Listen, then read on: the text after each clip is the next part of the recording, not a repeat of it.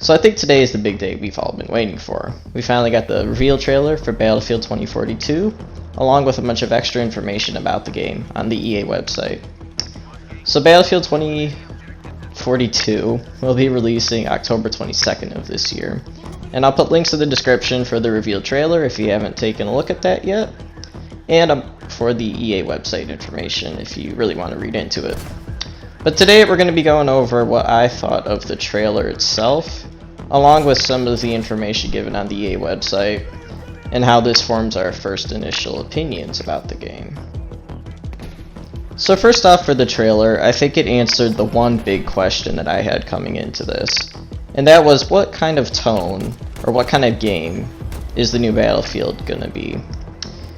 And fortunately, I was able to see that after rewatching it a few times, and it's pretty clear that BF 2042 is really going to be based on those big, bombastic, only in Battlefield moments. What did it have? The first clip was a base jump from like Dame Van Peek.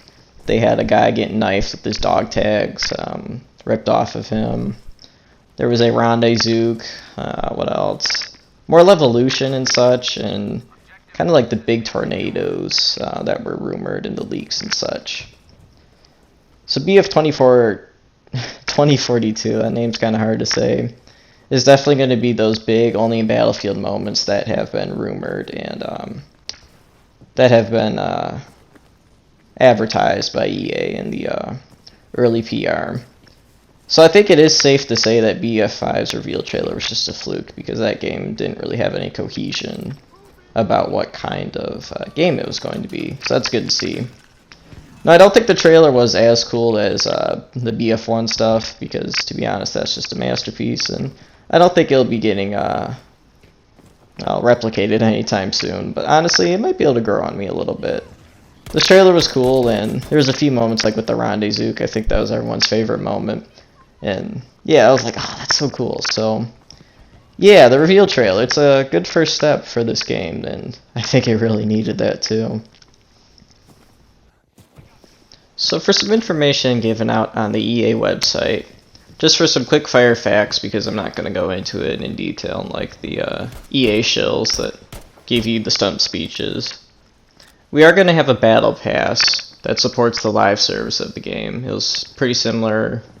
Well, it's how Battlefield 5 did their live service towards the end of that game, so makes sense that we're seeing this again.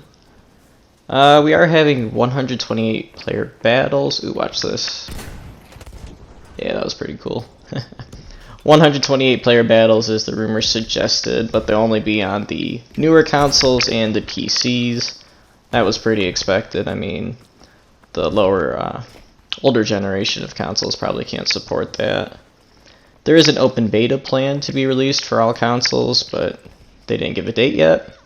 And then the full release of the game will be October 22nd, with pre-order people being able to play it a week earlier or so.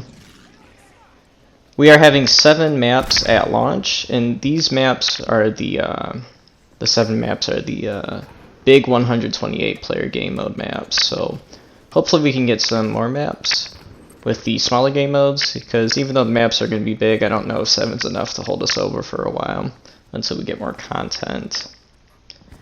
And then there is no campaign, but they did set up a little bit of a lore for the game. So the basic premise for BF 2042 is that there's been a lot of global warming, famines, natural disasters over the last few decades, and this has lowered resources and broken up countries. So the 2 remaining superpowers are America and Russia, and there's a bunch of other people that are not aligned with the country. So I think the date's 2041, where a big satellite blackout happens. And then this causes the world to go even more crazy as the US and Russia arms up to fight for the remaining resources, with the other non-aligned people being caught up in the mix of it, which I assume we will get to play as.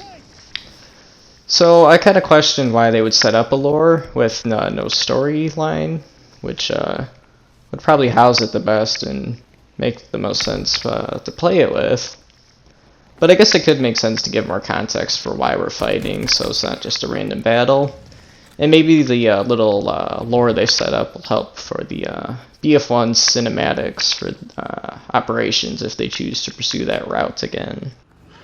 So for overall thoughts on our first information reveal trailers about BF 2042, I'd say we're on a much better start than BF5. We have a pretty clear vision and theme for the game, what kind of tone it's going to set with the big only in Battlefield moments seeming to be the focus.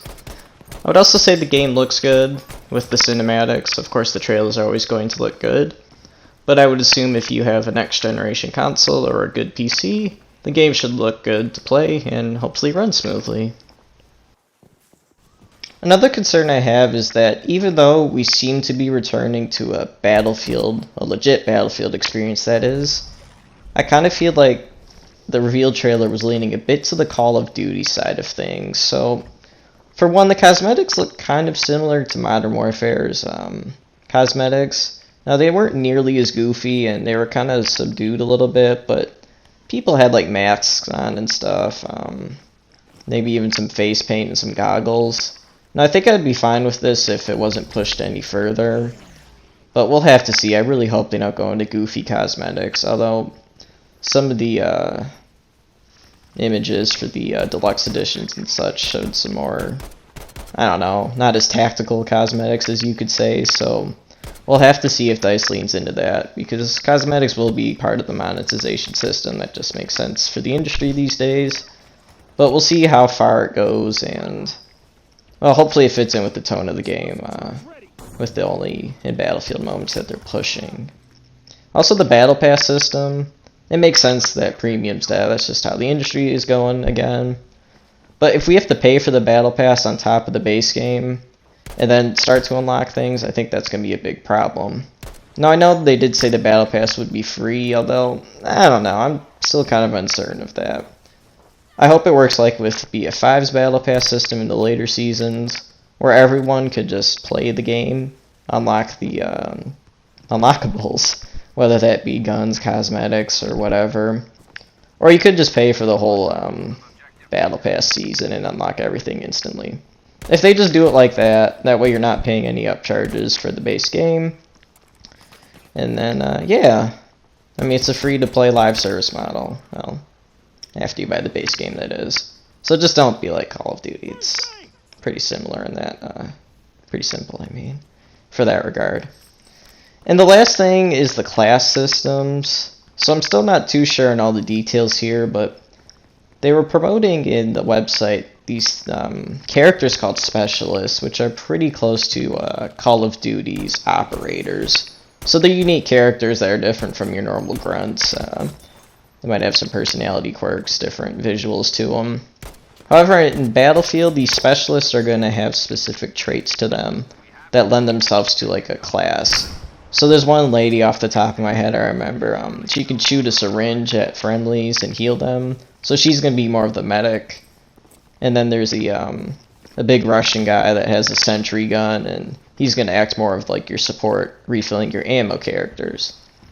So I'm not too sure how these are going to play into the class setups, because they seem to be their own classes in a way, even though the website said that there will be our normal 4 classes that we've known to grow and love. So I'm really uncertain of how they're going to play out. I feel like they may be hard to identify, so you won't be able to tell what class you're shooting at, kind of like how Battlefield 5 was.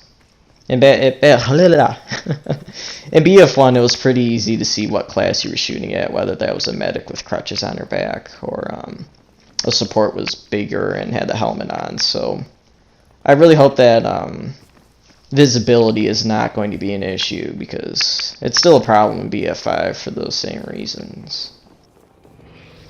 So to wrap up here, I think BF 2042 had a strong start for its reveal trailer, at least much better than BF5.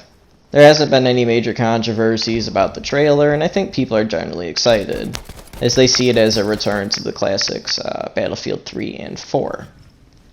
I'm still a little uncertain. The Battle Pass kind of worried me. The Specialist has my interest, and I really hope Battlefield can maintain its identity and still be a solid game to play when it comes out. Now we do have a gameplay reveal coming up on June, 13th, so pretty close by. I think that'll be a lot more telling about how the game is going to play. We'll get to see squad sizes, hopefully, maybe how the gunplay works. I hope attrition does not return, because that would not be good. And yeah, we can see how the maps feel and such. So I think with that, we're going to call it good here. I hope you can leave a comment below so we can talk about this, well, talk about the trailer and BF 2042 a little bit. That'd be fun. There should be a good amount of content coming out. Even if it doesn't get any views, I think it'll still be fun to make videos. I don't know, about whatever piques my interest. So yeah, with that, thank you for watching, and see you in the next one.